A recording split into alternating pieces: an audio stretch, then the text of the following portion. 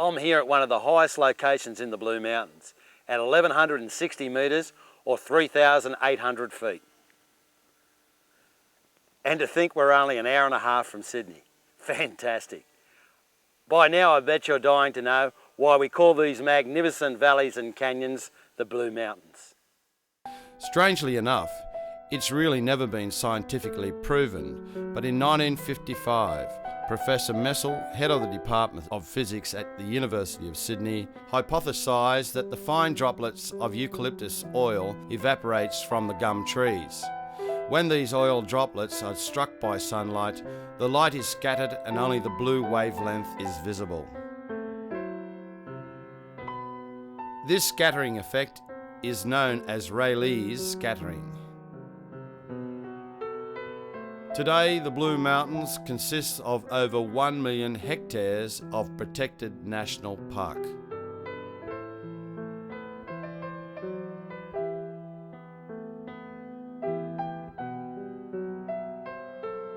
Its diverse variety of terrain and microclimates supports hundreds of unique species of flora and fauna.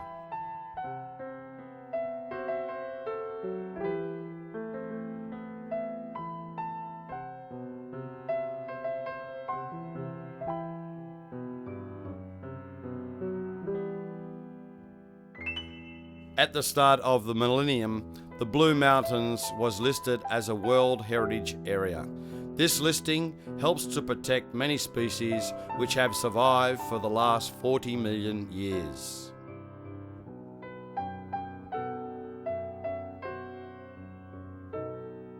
The geology of the mountains is typical of an uplifted sandstone plateau.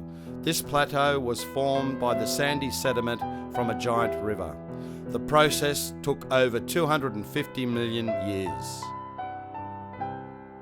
90 million years ago, this massive sandstone plateau was slowly uplifted from the pressure exerted by the ocean. Violent earthquakes and volcanic eruptions helped to dissect the plateau, allowing the rivers and creeks to erode the landscapes to form these enormous canyons and sheer escarpments.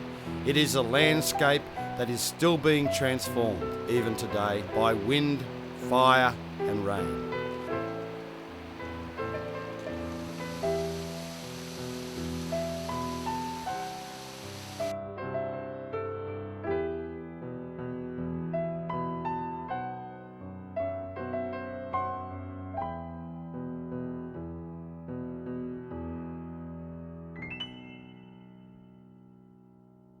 By contrast, the formation of the American Grand Canyon is young compared to these ancient lands once known as Gondwanaland.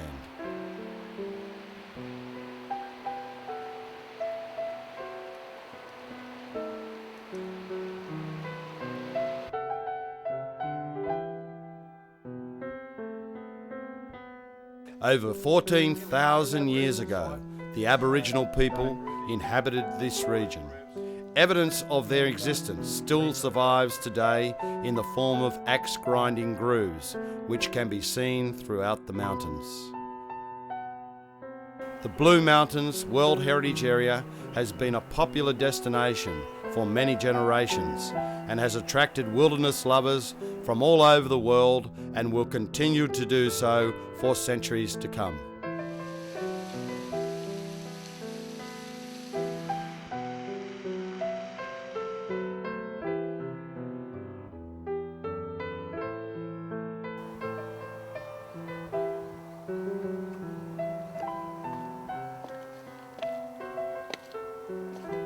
Well, it doesn't get much better than this.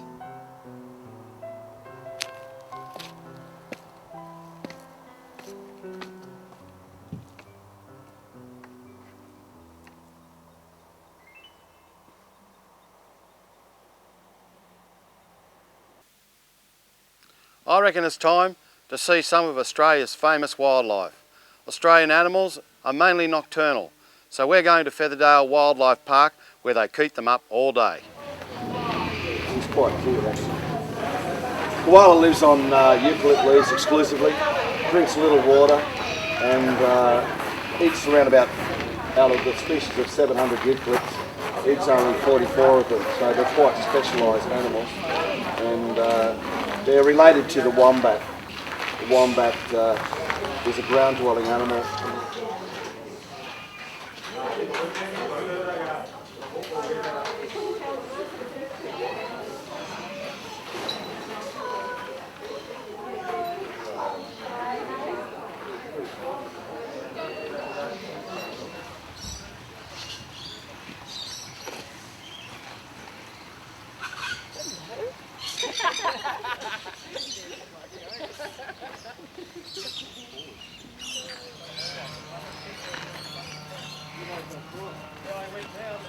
The snake that Sam's holding at the moment is a common carpet snake. It's common in this area, in and around Sydney, and it's non-poisonous, so you don't have to worry too much. It eats small mammals like mice. It feels fantastic. Yeah. He's got the most beautiful. Well, he's very, very quick. Yeah, he's very. I went back to college and did that originally. That was back in '93. There's lots and lots inside.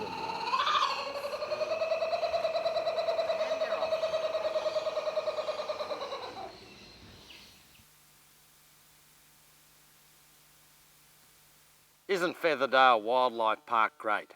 We could spend the whole day here, but we've got a lot to do, so let's get going.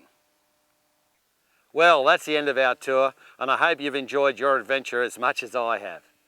All of us at Frontier Photographic Safaris would like to thank you for joining our tour.